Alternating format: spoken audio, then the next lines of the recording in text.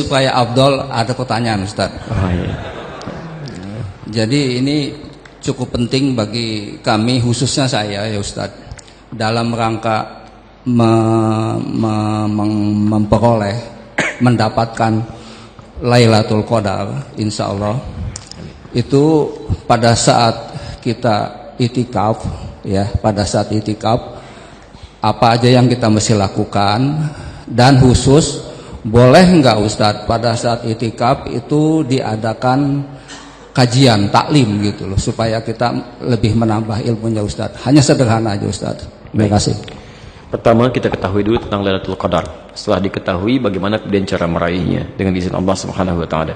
Kita lihat dulu dasar hukumnya. Di Quran surah Al-Qadar langsung ya, kita hafal insyaallah, jadi tidak perlu disebutkan lagi. Inna anzalnahu fi Lailatul Qadar. Kami turunkan Quran itu di malam Al-Qadar. Jadi kalau sudah pakai Lailah, jangan pakai malam lagi. Malam Lailatul Qadar. Lailah itu artinya malam. Ya. Jadi kalau sudah pakai Lailah, nggak usah pakai malam. Sudah Lailatul Qadar. Jadi kalau nggak pakai Lailah, pakai malam, malam Al-Qadar. Jelas ya? Sama dengan kita ketemuan nanti ya setelah ba'da asar. Setelah itu ba'da dalam bahasa Arabnya.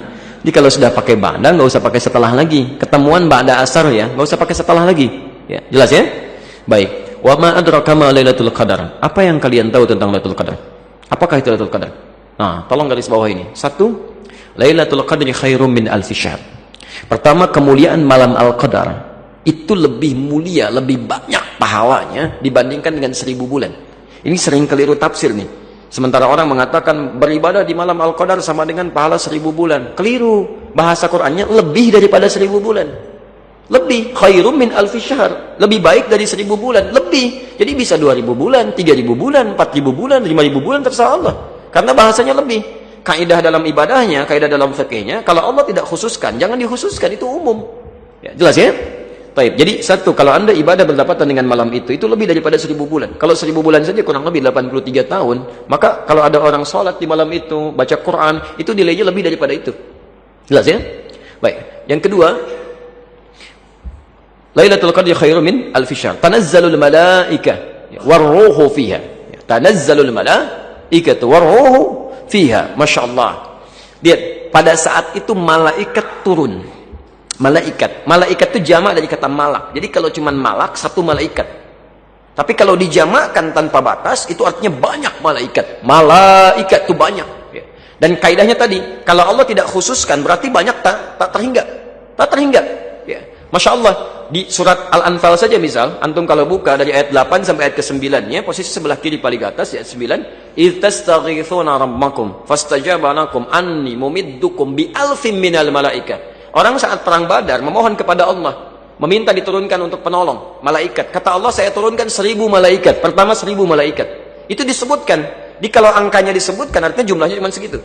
Tapi kalau angkanya tidak disebutkan artinya banyak tak terhingga. Saking banyaknya kalimatnya, taknya di sini hilang. Taknya hilang satu. Kalau kalimat normalnya pakai tak satu lagi. Tatanazzalu. Karena dasar bahasanya di ilmu sharaf, tanazzala yatanazzalu. Tatanazzalu untuk muannas.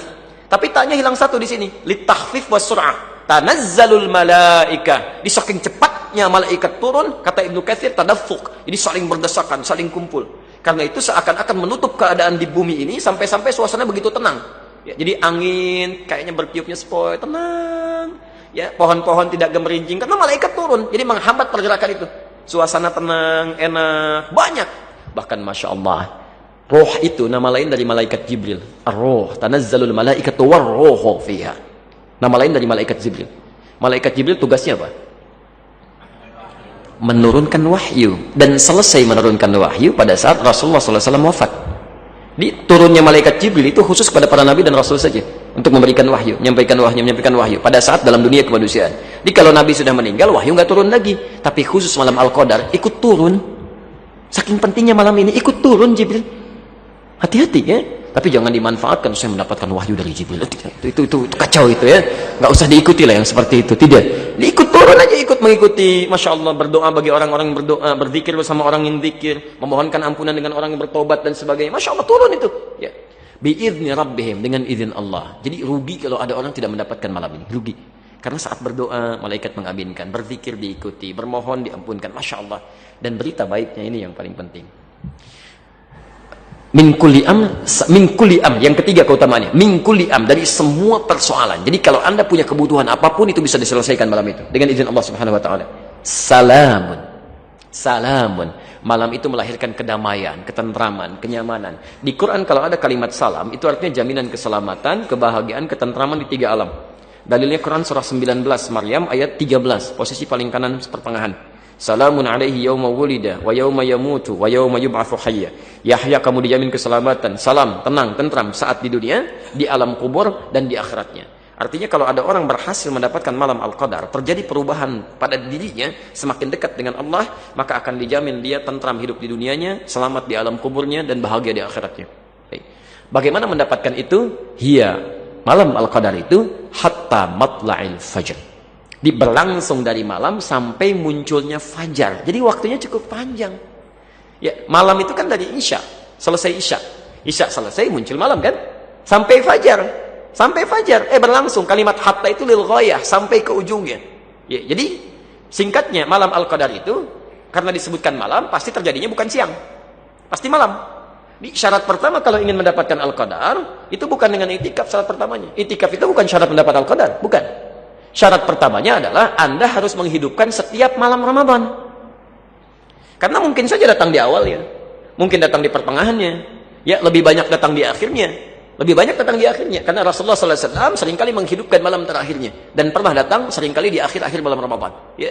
Tapi Anda mesti tahu, kaidah Qur'annya adalah tidak ditunjukkan spesifik kapan dia datang. Bisa awal, bisa pertengahan, bisa akhir. Walaupun lebih banyak pada akhirnya. Di syarat kalau ingin mendapatkan malam Al-Qadar, Anda tiap malam harus ibadah. Ya. Tolong jangan tinggalkan untuk tahun ini. Ya, tarawihnya jangan tinggalkan. Ayo baca Quran, minimal sebelum tidur baca Quran. Ya, bangun lebih awal daripada sahur kan. Zikir, istighfar, mohon ampunan kepada Allah. Kalau tiap malam Anda melakukan itu, masya Allah, insya Allah Anda akan dapat itu sepanjang benar. Ya. Tapi i'tikaf itu membantu kita lebih fokus dan khusyuk untuk mendapatkannya. Membantu lebih fokus dan khusyuk untuk mendapatkannya. Karena ketika Anda i'tikaf ke masjid, Anda buru malam-malamnya, itu lebih spesifik fokus ibadah dibandingkan dengan di rumah. I'tikaf itu bukan di rumah ya, tapi di masjid. Ya, lebih fokus. Kalau di rumah malam-malam begitu mau bangun, tiba-tiba ada siaran bola, gitu kan? Orang-orang di luar tuh pinter tuh bikin siaran Piala Eropa pas Ramadan gitu kan? Dia begitu mau tarawih ada bola. Sementara orang yang kurang iman, masih lemah, itu agak susah. Ya, begitu mau tiduran BBM bunyi ping bikin status dulu kan, macam-macam tuh.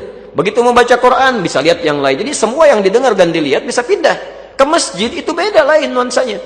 Begitu mau tidur orang-orang nggak ada yang tidur, malu kalau tidur. Yang dilihat cuma mushaf, ya kan?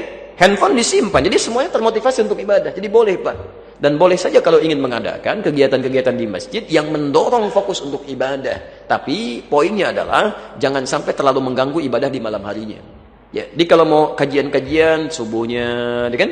Dan istirahat, sorenya menjelang buka istirahat, malamnya maksimalkan untuk ibadah aja. Ya, kalau mau pengantar yang singkat aja, nggak usah lama-lama, setengah jam, 1 jam istirahat, langsung malamnya ibadah. Ya, itu yang lebih bagus, Ya, saya kira itu ya, cukup ya. Baik, saya kira kita cukupkan dulu untuk hari ini. Semoga Allah memberikan kemuliaan kepada kita semua. Bapak Ibu sekalian, bila dari uraian kami ada benar, itu dari Allah dan Rasulnya, silahkan amalkan. Tapi kalau ada sesuatu yang keliru, itu mutlak